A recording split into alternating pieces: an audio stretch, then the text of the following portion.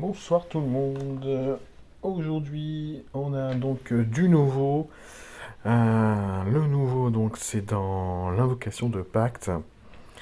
Et puis pour une fois, c'est du nouveau rigolo parce qu'on a un 5 étoiles, un 4 étoiles et un 3 étoiles. Voilà, donc on peut déjà regarder rapidement les héros qui sont à la une, hein, qui en général sont toujours très très sympas.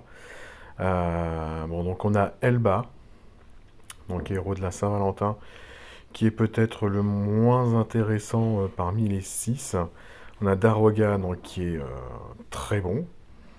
Nautica, qui est très bon aussi. Odile, que moi j'estime juste affreuse, mais vraiment affreuse à rencontrer.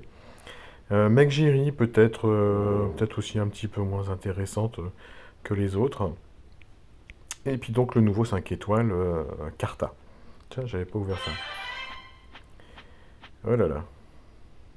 Bon, un héros jaune. Dommage, je ne montre pas de jaune en ce moment. Euh, Bref, allez, on va regarder donc les petits nouveaux. On va commencer donc par le 3 étoiles, c'est Rustbeak. Donc héros sacré, druide, la famille c'est Golem bien évidemment, et donc Rustbeak a le noyau réparateur, qui est un très bon noyau, hein, donc du overheal. Du overheal, c'est jamais dégueu, hein. Euh, bon, après, pour que ce soit vraiment les 25% d'overheal, euh, il faut que le noyau soit complètement chargé, hein. Mais ça se fait, hein, quand même, hein. Alors, 495 d'attaque, 509 de défense, 823, 2 points de vie, très équilibré pour un 3 étoiles. Soutien dynamique, mana moyen. Le lanceur et les alliés à proximité récupèrent 429 points de vie sur 3 tours. Ok, c'est dommage, c'est que sur 3. Le lanceur et les alliés proches. Ah, c'est rigolo, la première liste c'est marqué à proximité et après les alliés proches. Est-ce qu'il y a une différence entre les deux? En fonction de la compo, ça pourrait changer, vous croyez? Je pense pas, hein. Je pense que c'est juste, ils sont amusés à faire deux traductions différentes. 45% d'esquive. Les attaques et les CS. Ah, c'est de l'esquive qui est pas dégueu ça, hein, parce que même une simple attaque de tuile, Rustbeak pourrait esquiver, enfin les alliés proches pourraient esquiver. Ah, c'est sympa pour les esquives. C'est ce que font les ninjas, ça, si je me souviens bien. Quand ils sont de plus en plus nombreux, ils peuvent esquiver, hein, dans leur bonus de famille. Ouais, c'est ça, c'est les attaques normales et compétences spéciales. C'est ce que font donc les ninjas. Et non, c'est pas Karta, c'est Rosbeck, on a dit. Et le lanceur et les alliés à proximité reçoivent 45% de chance de coup critique pour 3 tours. Donc ça fait quand même 3 bonus sur 3 héros. Bon, tout ça c'est du dissipable malheureusement, hein, mais quand même. Mais quand même. Alors, qu'est-ce qu'on en fait de Rosbeck? Bah, dans une défense, il peut être très très embêtant, hein, avec tous ces bonus. Parce qu'une fois qu'il a déclenché, le soin, les esquives, les coups critiques, ouais, vous pouvez donc l'accompagner de deux héros à mana moyen, voire peut-être même lent, qui vont pouvoir esquiver, donc avoir le temps peut-être de charger et puis de faire des gros dégâts derrière.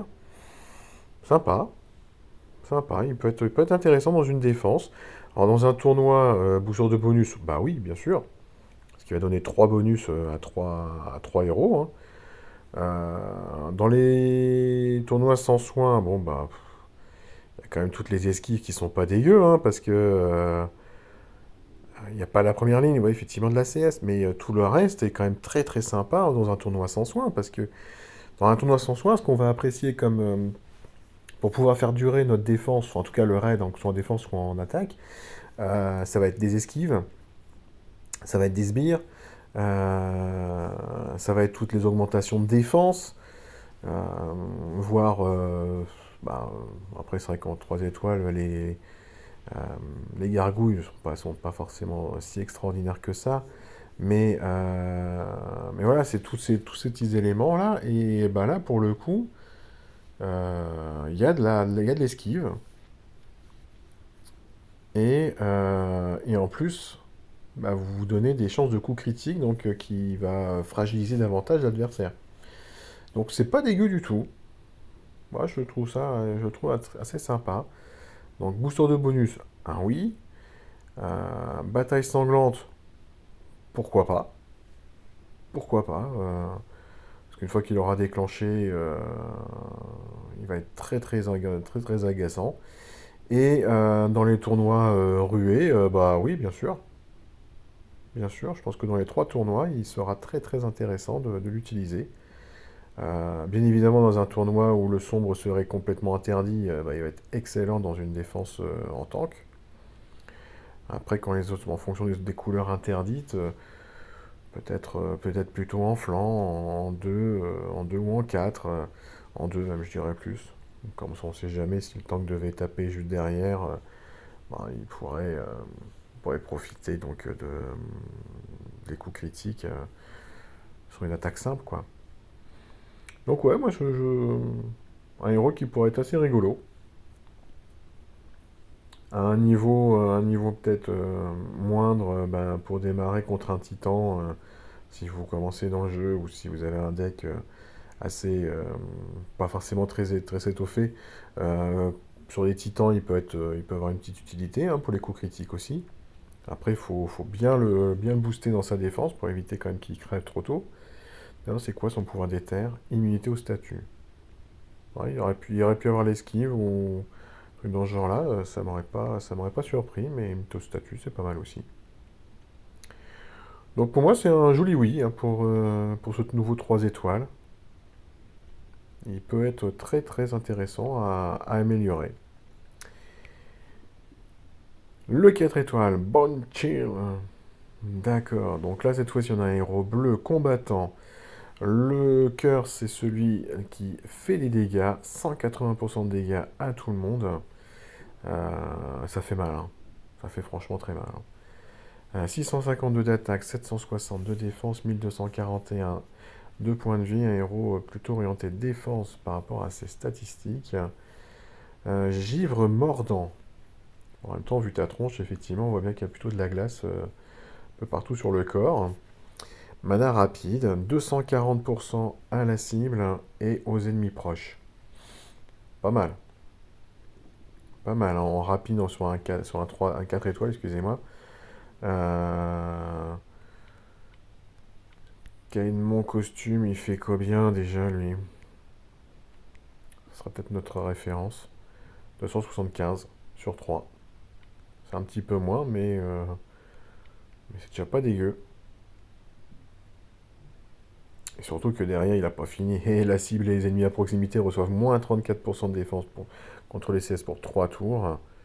Ouais, donc très sympa ça. Très sympa aussi pour enquiller avec d'autres CS. Puis boum, boum, boum.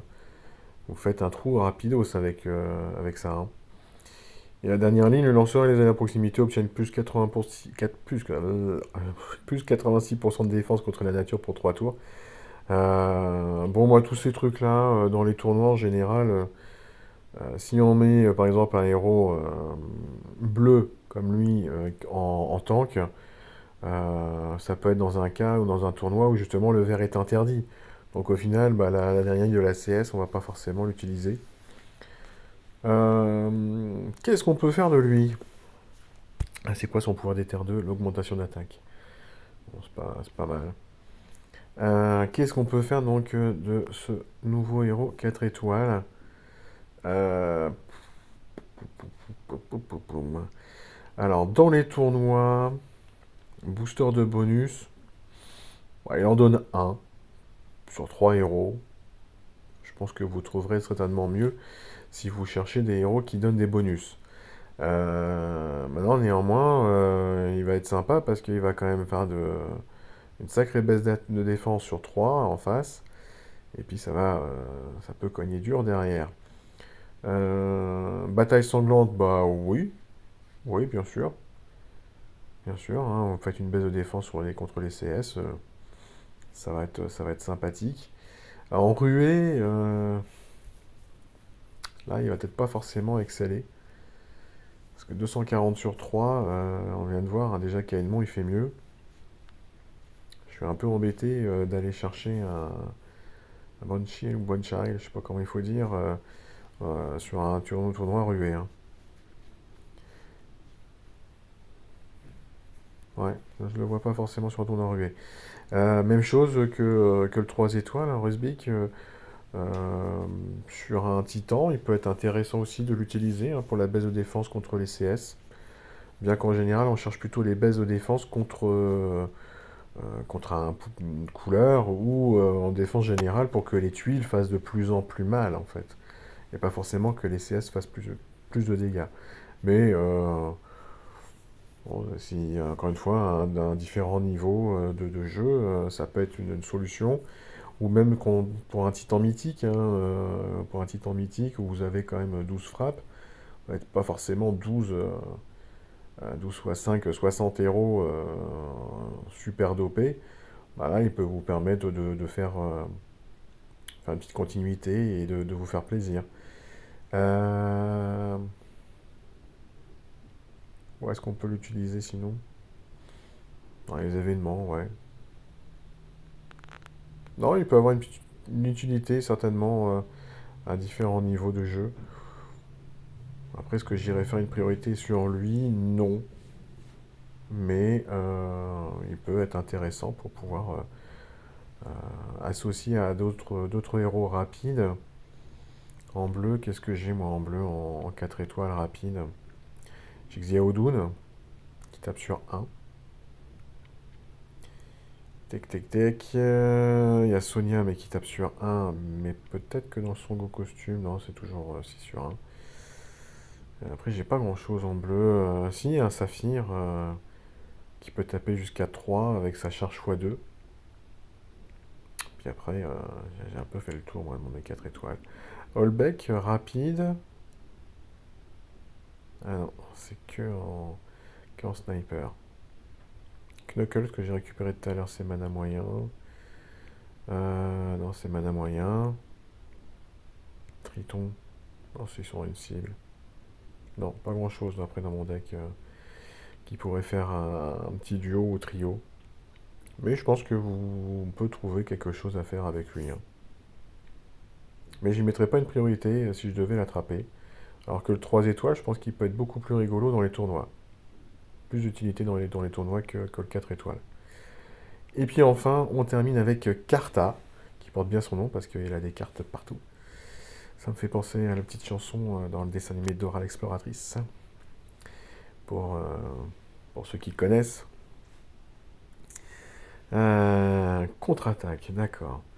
Alors, Karta, 1040 de puissance. On est sur un héros sombre, magicien. C'est le noyau, donc réparateur, donc comme le petit chouette de tout à l'heure, là.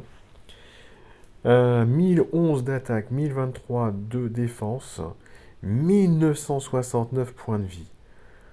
Voilà, on a un monstre de points de vie, alors que la défense et l'attaque sont peut-être un petit peu délaissés, ce qui est peut-être un petit peu dommage, surtout au niveau défense.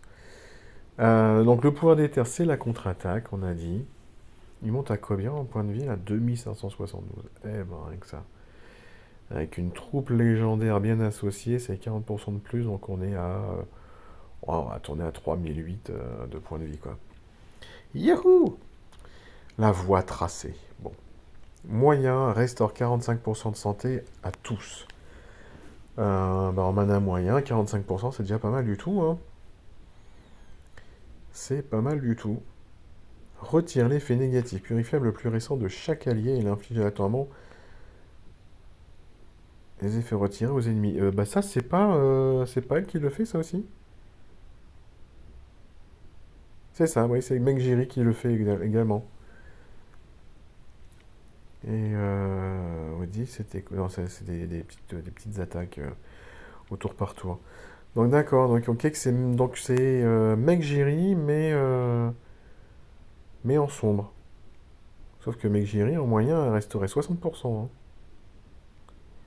Et après les effectuels de données peuvent devenir impossible de purifier.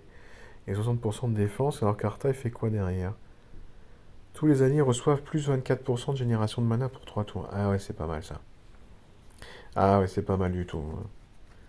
Alors, autant Megiri dans son soin est très très forte, et beaucoup plus forte que Karta. Euh, Bon, après, le fait de retirer l'effet négatif purifiable le plus récent, c'est sympa. Mais si vous en chopez deux ou trois, faut l'empêcher deux, trois fois. Bon. Mais déjà, c'est sympa de le rebalancer aux adversaires. Après, qu'est-ce que je préfère? Est-ce que je préfère une immunité? Non, c'est pas une immunité. Mec, Jerry, c'est quoi? 60% de défense. Un bonus de défense, ou est-ce que je préfère avoir 24% de génération de mana? Bah, moi, je vote tout de suite la génération de mana, hein. Parce qu'on le sait bien, hein, les troupes légendaires, pour ceux qui en ont et qui commencent à les utiliser, ou qui utilisent que ça maintenant, bah, elles ont perdu un petit peu en bonus de génération de mana par rapport aux troupes magiques. Et même si effectivement certaines classes de héros proposent de récupérer 4% de génération de mana dans le chemin de talent, eh ben, ça fait simplement qu'on revient aux 15% des troupes mana de base. Alors que les troupes magiques, elles sont au-dessus, hein. Donc ouais, moi je vote. Si je devais choisir entre Karta et Mekjiri, je voterais pour Karta. Maintenant, bon, je cracherais pas sur Mekjiri si je devais attraper Mekjiri, hein. Mais Karta, le bonus de génération de mana, c'est pas dégueu, hein, parce qu'à côté, vous pouvez avoir mis des héros lents, euh, et puis d'un seul coup, ils vont déclencher avec beaucoup moins de tuiles que prévu. Donc non, non, c'est pas dégueu du tout, hein, parce qu'avec 24%, plus les 11% de génération de mana de la troupe légendaire, on est déjà à 35%. Avec des bonus de costumes ou les chemins de talent et compagnie, vous pouvez facilement arriver donc à 45%, hein, sans problème. Voire 50% si c'est... Non, non, j'aurais dit n'importe quoi. 45%, ouais, 35, ouais, vous arriverez à... c'est 4% et 5%, donc 40... non, 35, 40... c'est 44% de génération de mana supplémentaire. C'est pas mal du tout, hein. C'est pas mal du tout. Donc, bah, Carta, pour moi, oui. Oui, sans souci. Si je devais attraper une Carta, je pense que j'améliorerais sans problème ce héros. Alors, qu'est-ce que j'en fais? Alors, oui, dans les tournois sans soin, ça peut être limité de le mettre dans une défense. Par contre, dans une attaque, il peut quand même être très intéressant. Parce que si vous voyez justement que l'équipe de défense que vous allez affronter serait susceptible de vous balancer des malus, bah, vous pouvez les renvoyer. Donc dans une équipe d'attaque, même dans un tournoi sans soin, peut devenir intéressant. Sinon, je ne le mettrais pas moi, dans une défense d'un tournoi sans soin. Parce que là, ça serait quand même très très limité dans son effet. En plus, le cœur de golem réparateur ne fonctionnerait pas non plus. Mais en attaque pourrait avoir un intérêt. Dans les tournois booster de bonus, bah, vous donnez un bonus, donc pourquoi pas. Et dans les tournois rués, bah, sans problème, hein. Sans problème, parce que justement, si la team d'en face vous balance plein de malus, il va redéclencher en boucle, hein, le Karta, donc toutes les situations, il va redéclencher et puis il va rebalancer les effets négatifs de l'autre côté, hein. Donc sans problème, moi, dans un tournoi rué, oui, je prends. Après, sur une frappe titan, bah, il n'y a pas un grand intérêt. Euh, mais bon. Et même dans une tour, hein, il va être très sympa dans une tour, hein. Parce que plus 24% de génération de mana, boum, allez. Quand on a tous les bonus, là, les bénédictions des tours qui arrivent au fur et à mesure, ça peut faire un gros gros effet, hein, dessus. Donc, bah, de bons héros. Voilà. Vous avez peut-être constaté tout à l'heure, donc mon coffre était plein, parce que j'ai fait un x10. J'ai eu que du caca. Voilà. Bon, en même temps, avoir chopé Domiventus, Chapelier Fou, euh, Sparklight, Lemonwood, bah, je pense que je mérite avoir un petit peu de caca pendant quelques temps, même si ça m'embête, hein. Franchement, encore une fois, quand j'ai vu les 6 à la une, j'étais là. Bon, Elba, j'aurais été peut-être un petit peu déçu parce qu'un autre rouge, ça m'aurait vraiment embêté. Mais Nautica, Megiri, Odile et Daroga ne me dérangeaient pas du tout, sachant que surtout Megiri, Odile et Daroga sont de la famille donc de l'opéra. Et le bonus de famille d'opéra est énorme et j'ai déjà Madame Giry, moi. Donc si j'avais pu passer à 10, 10, 10, je me serais pas gêné, hein. Mais vraiment pas gêné. Et Odile est vraiment très très chouette, je trouve.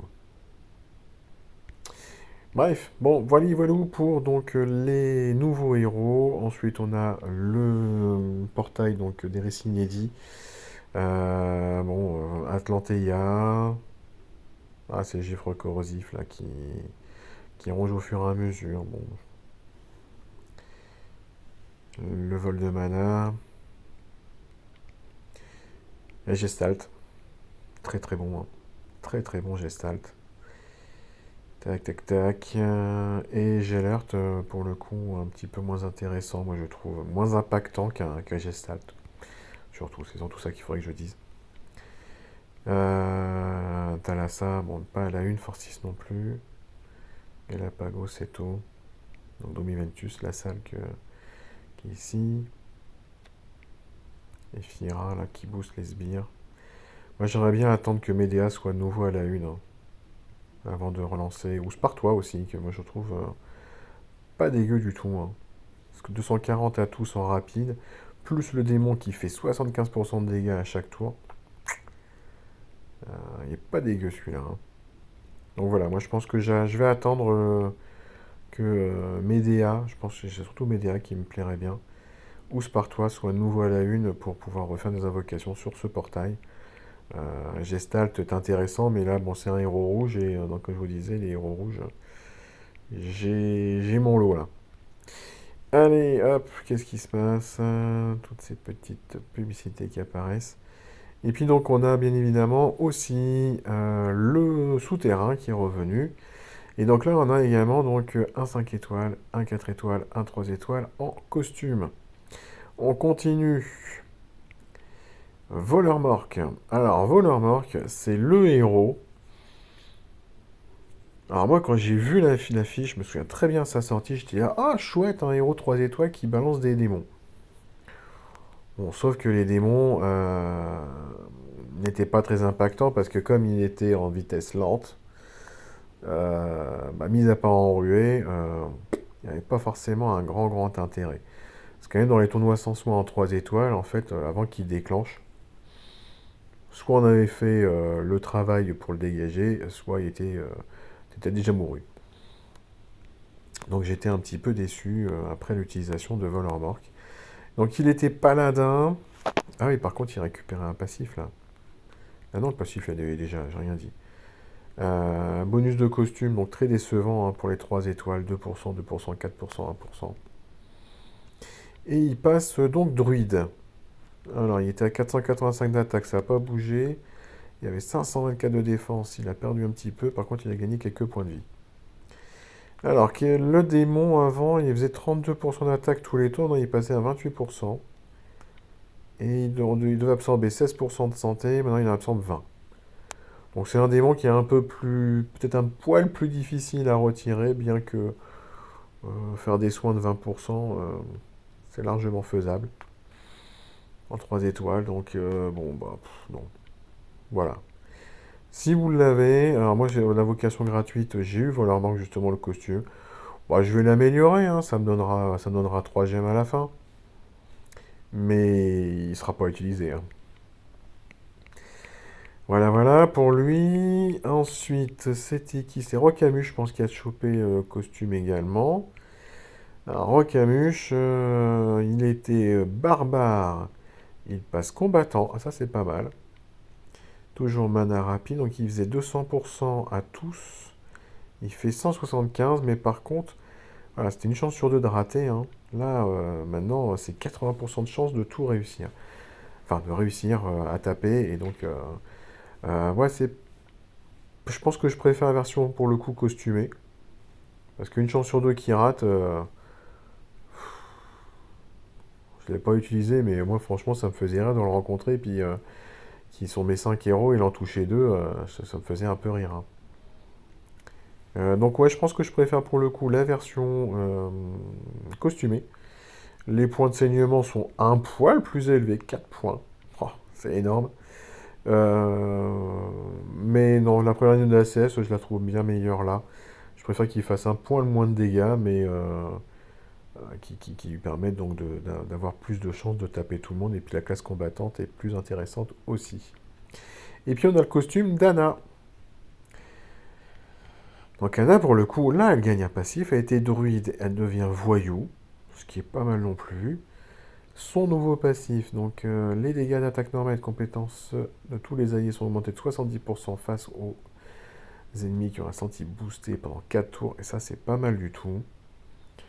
Ça lui permet vraiment enfin, ça permet à tous les héros 5 étoiles hein, de ce portail d'être de nouveau un petit peu utilisable, hein, parce que vous voyez, un 918 quand on voit que les derniers, là, ils sont sortis, ils ont à plus de 1030.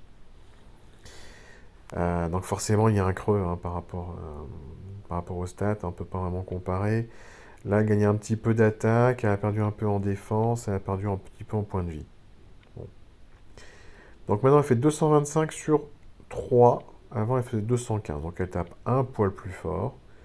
Le démon, maintenant, il fait 36% de dégâts à tous les tours, il faisait 43%. Et il devait absorber 20% de santé, maintenant il doit absorber 28% de santé. Donc bon, encore une fois, c'est un peu dommage parce que 28% de santé avec des soignants en 5 étoiles, on en trouve quand même beaucoup maintenant. Et il donne moins 20% d'attaque au... Ouais, bon, c'est la même chose, au propriétaire donc, du démon. Qu'est-ce que je peux vous dire? Ben ça... Anna est un bon héros, hein. Et grâce au costume, reprend un sacré boost donc, de ses statistiques parce que voilà, avec Serra, 813. Hein.